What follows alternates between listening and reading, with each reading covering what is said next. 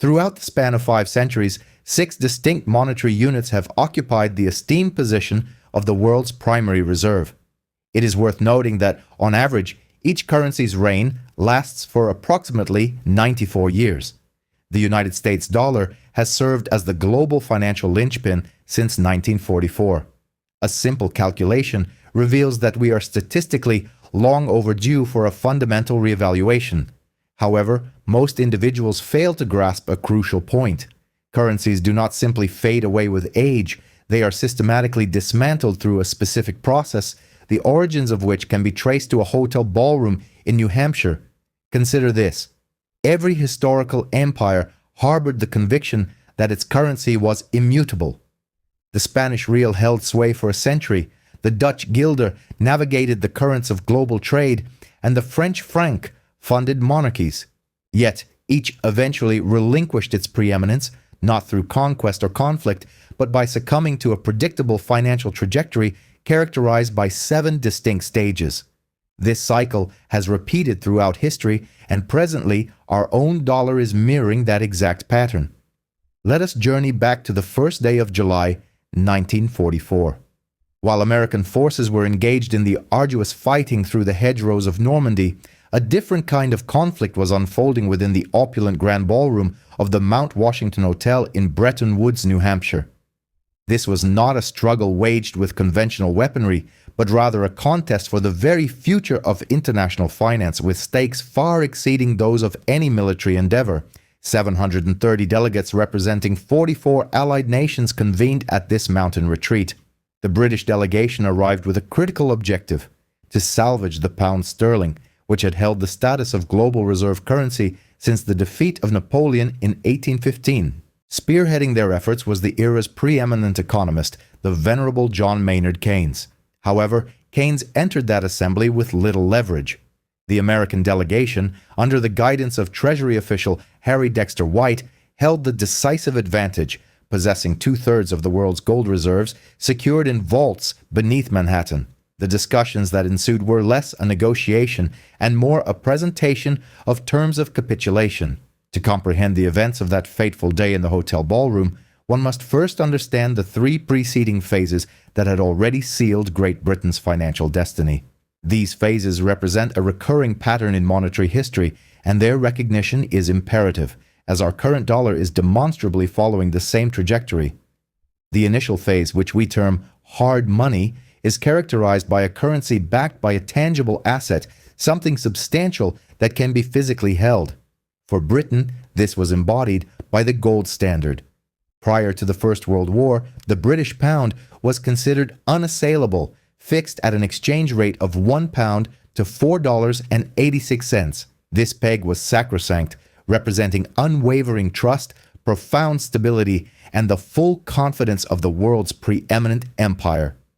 The second phase emerges when paper claims begin to supplant the actual hard currency. Instead of carrying gold, individuals carry paper instruments that are intended to represent the underlying metal. The system remains functional as long as everyone believes they can redeem their paper for the precious metal if they so desire. Britain operated within this paradigm throughout the 19th century, a period of immense prosperity. The pound facilitated the construction of railways spanning continents, funded the establishment of factories in distant colonies, and underpinned the very industrial revolution. This leads to the third phase, where the expansion of debt begins to undermine the integrity of the system. Here, the inherent economic dynamics of an empire start to work against it. When a nation's currency serves as the global reserve, there is an ever-increasing demand for that currency to facilitate expanding international trade. The fundamental challenge arises because the available quantity of gold is finite while the demand for the currency continues to grow. Consequently, a nation begins to issue more paper claims than it possesses the gold reserves to back. Britain encountered this critical juncture during the First World War. The conflict proved extraordinarily costly, incurring expenses equivalent to approximately $44 billion in today's monetary value. Britain lacked sufficient gold to finance this immense expenditure. On September 19, 1914, mere weeks after the war's commencement, Britain quietly suspended the gold standard. They reassured the public that this was a temporary measure, an emergency response to be rescinded once hostilities ceased. However, the fighting persisted for 4 grueling years. By the time the armistice was declared in 1918, Britain found itself buried under a mountain of debt. In 1925, they made a desperate attempt to reinstate the gold standard, striving to revert to Phase 2 and rebuild lost confidence. Alas, it was too late. They had over-issued currency, made excessive promises, and generated an overwhelming number of paper claims on a gold supply that was no longer adequate. The global financial markets recognized this reality. In 1931, facing a severe drain on its gold reserves, Britain permanently abandoned the gold standard. Within months, the pound depreciated by 30% relative to other currencies. Global confidence evaporated, effectively marking the conclusion of sterling's era of dominance, though the formal transfer of power would take an additional 13 years. During the Second World War, Britain found itself in an untenable position. They required American naval vessels, aircraft, armaments, and sustenance. President Franklin Delano Roosevelt instituted the Lend-Lease program, which upon closer examination of its terms proved less generous than its name suggested. While Britain received supplies valued at $43 billion, a significant portion had to be repaid. By the cessation of hostilities in 1945, the United Kingdom owed the United States $4.3 billion.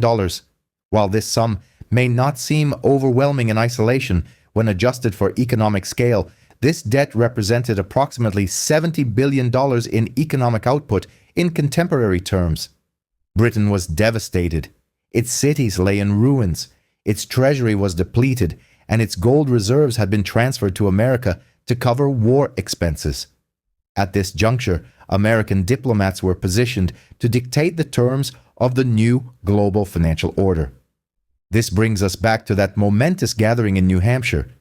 Keynes presented a proposal for a novel global currency, the Bancor, to be administered by an international body. His plan was elegant, balanced, and designed to prevent any single nation from achieving the kind of financial supremacy that Britain had once enjoyed. The Americans rejected his proposal. Harry Dexter White put forth an alternative plan. The US dollar would be pegged to gold at a rate of $35 per ounce, with all other international currencies pegged to the dollar. Participation in global commerce necessitated the possession of dollars, and acquiring dollars required either selling goods to America or earning them through officially sanctioned channels. This marked the commencement of Phase 2, but with America now at its epicenter. The British delegates recognized the implications with stark clarity. They were witnessing the financial scepter of their empire being passed to a new sovereign. They had no recourse but to acquiesce. The Bretton Woods Agreement was formally ratified on July 22, 1944. In that instant, the exorbitant privilege transitioned from London to Washington. Britain had cultivated this advantage during its century of global financial leadership and was now transferring this potent instrument to another, fully aware of its immense power and potential ramifications. However, what should deeply concern any American observing these events is that the British did not relinquish their reserve status by choice. They did not willingly cede the immense benefits associated with their currency's global preeminence. They lost it because they followed an identifiable pattern through those 3 distinct phases: hard money giving way to paper claims, followed by an unsustainable debt expansion, culminating in collapse. This same pattern is undeniably evident in the current trajectory of the American dollar. Following the Bretton Woods Accords, the United States enjoyed a status unprecedented in global history in its magnitude, the exorbitant privilege. This term was coined in the 1960s by a disgruntled French finance minister, and it perfectly encapsulates the situation. When a nation's currency serves as the global reserve, it possesses the ability to generate currency to acquire tangible goods from other countries. Reflect on this. The United States could effectively create money out of thin air and exchange it for German automobiles, Japanese electronics, and Saudi oil, while other nations had to labor and produce to earn their dollars. The inherent pitfall of this privilege, a trap that ultimately ensnares every reserve currency, is known as the Triffin dilemma. Economist Robert Triffin accurately predicted this very problem in 1959 warning Congress of a fatal contradiction embedded within the system. To adequately supply the world's expanding global trade with sufficient dollars, the United States would be compelled to maintain persistent trade deficits, exporting more dollars than it received in return. However, the greater the volume of dollars created and disseminated, the less value each individual dollar would possess. Eventually, the global accumulation of dollars would lead to widespread doubt regarding America's capacity to redeem them with its gold reserves. Triffin foresaw this entire crisis a full 15 years before it materialized, yet his counsel was entirely disregarded by Congress. Throughout the 1950s and early 1960s, the economic landscape appeared stable. American factories were operating at full capacity, and the nation's economy was undeniably dominant. The dollar was perceived as being as good as gold, primarily because the United States asserted this to be the case, and its substantial reserves provided empirical support. Yet gradually and imperceptibly, the fundamental economic forces began to shift. Each year, more dollars were issued to finance imports and the upkeep of military installations abroad. Concurrently, foreign central banks accumulated ever-increasing quantities of American currency. Periodically, representatives from these central banks would approach the Treasury Department and politely request the exchange of their dollar holdings for physical gold at the established rate of $35 per ounce. Gold began to be withdrawn from Fort Knox. In 1945, the United States held 20,000 metric tons of gold, representing approximately 70% of the world's official reserves. By 1960, this figure had diminished to 16,000 tons. While still substantial, the downward trend was unmistakable. By 1965, the reserves had fallen to 14,000 tons, and the rate of outflow was accelerating. It was at this juncture that France, under President Charles de Gaulle, initiated a decisive action that would irrevocably alter the course of financial history. De Gaulle announced that France would commence converting its dollar reserves into gold at every available opportunity. This was not a minor maneuver. France held billions in dollar reserves, and de Gaulle dispatched French naval vessels to New York Harbor to physically retrieve gold bars from the Federal Reserve.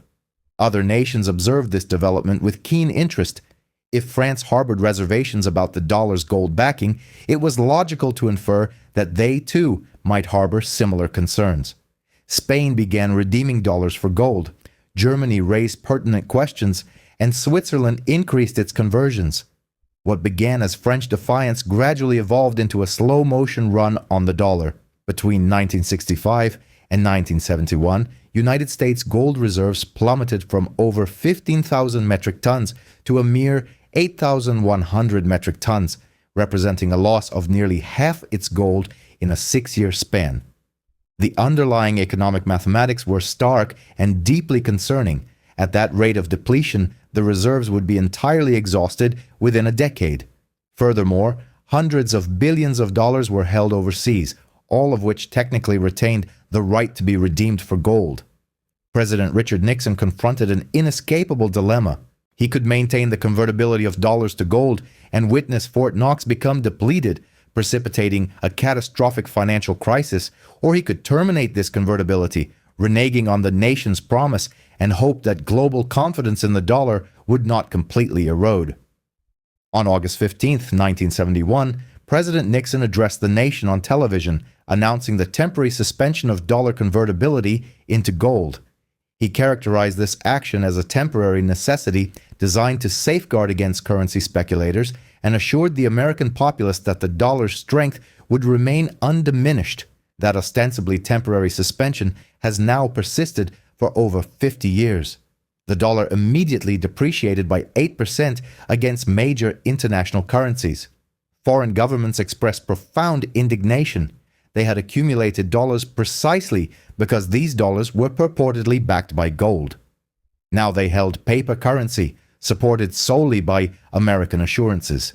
The Bretton Woods system had collapsed, and the United States had effectively transitioned from Phase 2 to Phase 3 virtually overnight. However, what is truly remarkable about the subsequent events is that the dollar did not collapse. Based on all historical precedents and economic principles, the United States should have forfeited its reserve currency status at that moment having violated the fundamental promise that underpinned the dollar's value. Yet inexplicably, American economic dominance endured and the exorbitant privilege persisted. How was this achieved?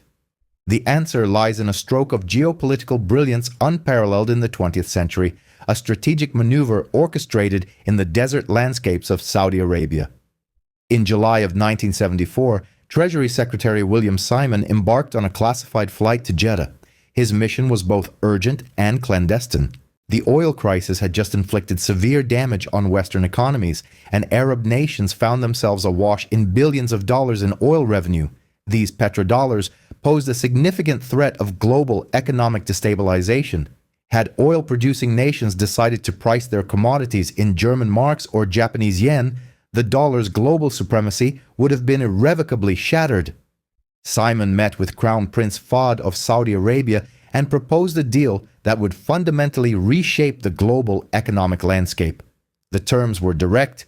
The United States would procure Saudi oil and provide military protection to the kingdom, supplying advanced weaponry and guaranteeing security against regional threats.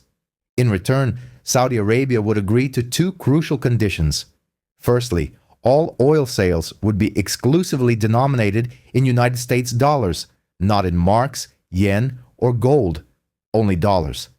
Secondly, Saudi Arabia would reinvest its oil profits by purchasing United States Treasury securities, effectively loaning back the money paid for its oil. The Saudis accepted. Other OPEC nations soon followed Saudi Arabia's precedent. Consequently, any nation seeking to purchase oil found itself compelled to acquire dollars. Japan required dollars. Germany needed dollars. Brazil depended on dollars. The entire world required a continuous supply of American currency to maintain its economic operations. Gold backing had been supplanted by oil backing. Instead of promising that dollars could be exchanged for precious metal, a system was established where dollars were an absolute necessity for acquiring the planet's most essential commodity. This was a masterstroke of strategic genius. It also represented phase 4 of the currency cycle, where the reserve currency derives its value from geopolitical arrangements rather than tangible assets. This petrodollar system conferred an immense advantage upon the United States. The nation could sustain substantial trade deficits because other countries had no practical alternative but to accept its currency. When the US purchased Japanese cars or Chinese electronics, those nations received dollars, which could not be spent domestically as they lacked legal tender status in Tokyo or Beijing.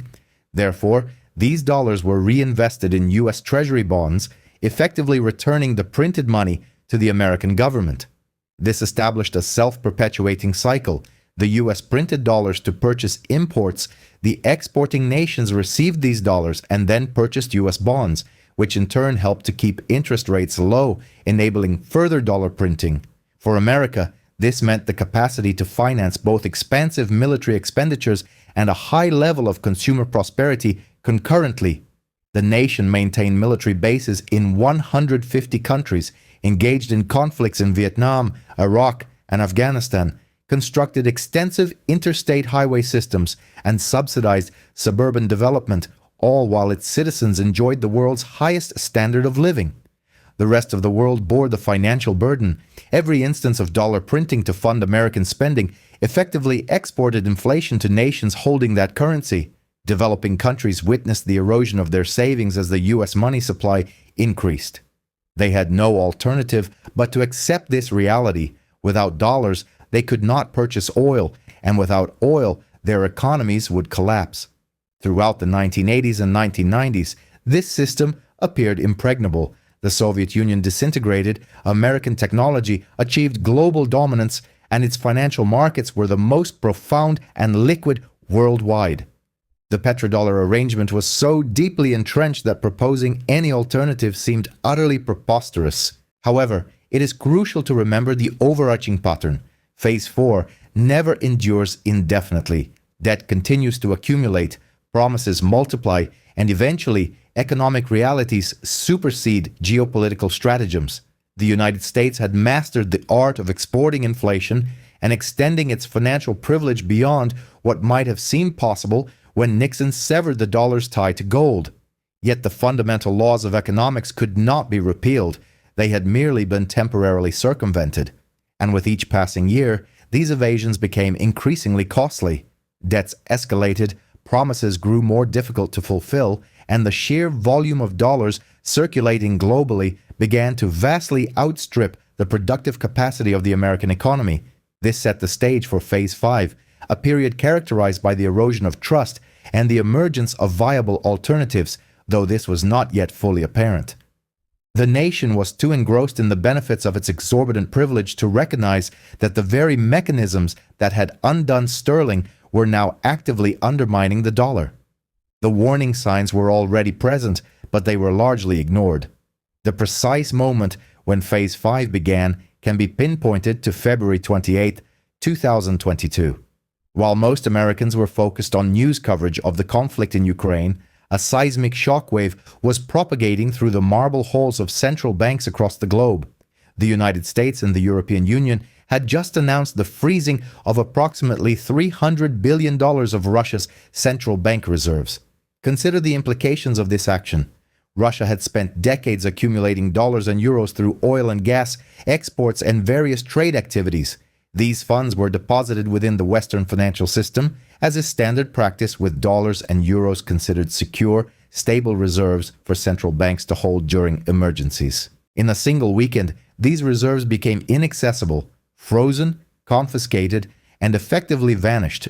One might argue that Russia deserved such a fate and support the imposition of sanctions. However, what is critically important for the future of the dollar is that every central bank governor in China, India, Brazil, Saudi Arabia, and Turkey witnessed this freeze and posed the same fundamental question: if geopolitical disagreements can result in the obliteration of our reserves, are our dollars truly secure? This was the moment when the financial system was weaponized, thereby triggering the phase that has historically led to the downfall of every reserve currency. Phase 5 marks the beginning of trust erosion, the rise of alternative systems, and the point where the mathematical impossibility of the mounting debt can no longer be ignored. The search for alternatives commenced immediately. Within months of the Russian sanctions, unprecedented shifts began to manifest in global finance. China and Brazil announced their intention to conduct trade settlements directly in yuan and reals, effectively bypassing the dollar entirely. India began procuring Russian oil using rupees. Saudi Arabia initiated discussions regarding oil sales denominated in yuan for its Chinese clientele. These were not merely symbolic gestures, they represented concrete arrangements to conduct billions of dollars in trade without engaging with the dollar system. However, the most unambiguous indicator emerged from an unexpected source. Central banks worldwide began acquiring gold at a pace unseen in over 50 years. In 2022, global central banks purchased 1,136 metric tons of gold, marking the highest acquisition level since 1967, a period, it will be recalled, immediately preceding the initial collapse of the gold pool that ultimately led to Nixon's closure of the gold window. China has been particularly aggressive in its gold accumulation, adding to its official reserves for 18 consecutive months as of mid-2024. Poland, over a 2-year period, increased its gold reserves by 130 tons. Singapore has been a significant buyer, as has Turkey. Even nations traditionally content with holding predominantly dollars are now rapidly diversifying into tangible assets. This represents the astute deployment of capital by central banks, signaling their caution with their vaults. Central bankers do not undertake such actions lightly. They are not speculators chasing market trends. Instead, they are institutions tasked with safeguarding their respective nations' wealth, and they are collectively concluding that the dollar system has become excessively precarious to rely upon entirely. Meanwhile, the United States debt situation has escalated to levels that would have seemed unimaginable merely 2 decades ago. The national debt now surpasses $35 trillion. However, this figure is so immense that it has become almost abstract. Let us consider a metric that demands our attention. In 2024, the annualized cost of merely servicing this debt, paying the interest alone, exceeded $1 trillion for the first time in American history. $1 trillion in interest payments alone, a sum greater than the entire budget of the Department of Defense. Our annual interest expenditure surpasses that allocated to Medicare. It even exceeds the combined federal investments in education, infrastructure, and scientific exploration. Presently, we are outlaying $1 trillion annually solely to service the interest on funds we have previously borrowed. The alarming aspect of this fiscal situation lies in the accelerating nature of these interest payments. During the 2010s, when interest rates hovered near zero, borrowing was practically cost-free. However, the Federal Reserve has recently elevated interest rates to combat inflation. Consequently, each time the government refinances existing obligations or issues new debt, it must do so at these elevated rates. Projections from the Congressional Budget Office indicate that by the year 2030, annual interest payments could escalate to $1.4 trillion. By 2034, their estimates suggest this figure could reach $2 trillion per annum. At a certain juncture, the inherent mathematical logic of this scenario becomes untenable. It is impossible for interest payments to perpetually absorb an ever-increasing portion of a budget without eventually jeopardizing the capacity to fund other essential governmental functions. This trajectory represents the debt spiral, and we are currently witnessing phase 5 of this phenomenon unfold in real time. Some economic experts propose that robust economic growth can resolve this predicament. They contend that if the gross domestic product expands at a faster rate than the national debt, the relevant financial ratios will improve. However, this strategy has been pursued for the past 3 decades without success. In 1980, our debt-to-GDP ratio stood at 35%. Today, it exceeds 120% and continues to climb. Economic expansion is simply not occurring at a pace sufficient to outstrip the accumulating debt. Other economists advocate for the monetization of debt, wherein the Federal Reserve would purchase treasury bonds using newly generated currency. Yet this approach inevitably leads to inflation and erodes the purchasing power of all dollar holders, effectively transitioning us from phase 5 into phase 6, characterized by outright currency devaluation. We find ourselves in an inescapable bind. We cannot implement sufficient tax increases to cover expenditures without stifling economic activity. We cannot enact significant spending cuts without provoking widespread political opposition. We cannot permit interest rates to climb excessively without rendering the debt unsustainable. And we cannot resort to printing money to address the problem without triggering rampant inflation. This dilemma mirrors the circumstances that ensnared Great Britain during the 1920s and 1930s, and it is the very same predicament that has afflicted every preceding reserve currency. The financial mathematics of imperial decline ultimately overshadowed the advantages derived from the exorbitant privilege. Now let me address a critical point. This is not an apocalyptic scenario. The US dollar will not collapse to zero, nor will America cease to exist. However, we are entering a period of transition from a unipolar financial system to a multipolar one. The dollar's current dominance in approximately 70% of global trade settlements is likely to diminish to somewhere between 40 and 50% over the next decade.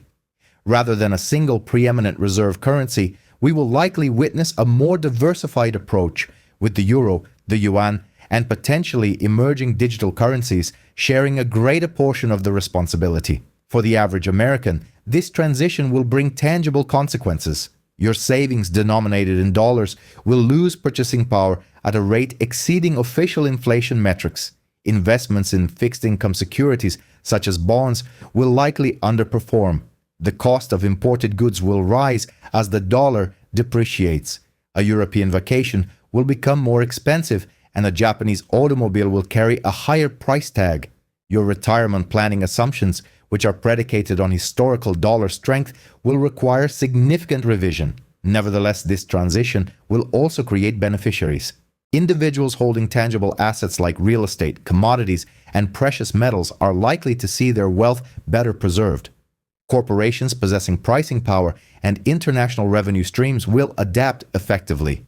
Emerging economies that have established alternative payment mechanisms will gain increased leverage and economic autonomy. The BRICS nations, encompassing Brazil, Russia, India, China, and South Africa, have recently expanded to include Saudi Arabia, the United Arab Emirates, Egypt, and other countries. They are actively developing alternatives to dollar-denominated settlement systems. They are establishing development banks that rival the International Monetary Fund, and they are creating payment infrastructures that circumvent the Society for a Worldwide Interbank Financial Telecommunication (SWIFT) system. Furthermore, they are entering into bilateral trade agreements denominated in their respective local currencies. This shift is not a future hypothetical. It is occurring at this very moment, its pace accelerated by our nation's decision to weaponize its financial system. History may not repeat itself precisely, but it certainly echoes. The British pound did not vanish when it relinquished its reserve currency status. Britain continues to exist, and London remains a prominent financial hub. However, the pound experienced a depreciation in purchasing power of approximately 60% in the 3 decades following World War II. British citizens who held their wealth in sterling-denominated assets witnessed a decline in their standard of living relative to other nations. We are observing a similar process unfold with the US dollar. The warning indicators of Phase 5 are now prominently illuminated. Debt monetization is accelerating. The weaponization of finance has spurred the search for alternative systems. Central banks are hedging their exposure. The underlying financial mathematics are becoming increasingly unsustainable. The critical question is not whether the existing system will undergo transformation, but rather how you are positioned when that transformation occurs. Are you holding assets that will retain their value through a currency transition? Do you comprehend that the dollar's global role is diminishing, not expanding? Have you diversified your assets beyond the assumption that American financial supremacy is an immutable constant? The exorbitant privilege we have enjoyed was extraordinary during its tenure. It enabled our generation to experience a standard of living that was artificially enhanced by the dollar's global prominence. However, privileges are not perpetual. They are contingent upon strength and sustained by trust. When strength wanes and trust erodes, such privileges are transferred to others. We are not the first nation to confront this fundamental lesson. We are merely the most recent. This pattern has manifested 6 times previously over the past 5 centuries. In each instance, the dominant currency believed itself to be unique, exceptional, and exempt from the prevailing rules. Yet in every case, the 7 phases of currency decline played out as predicted. Hard currency evolved into paper instruments, then into expanded debt, followed by geopolitical endorsement, leading to weaponization, culminating in currency crises, and ultimately resulting in replacement. We are presently situated between Phase 5 and Phase 6. The ensuing years will dictate the speed at which we progress through the remaining phases and the ultimate form of the multipolar financial system upon the completion of this transition. Savvy investors are already adapting. The pertinent question for you is whether you are doing the same.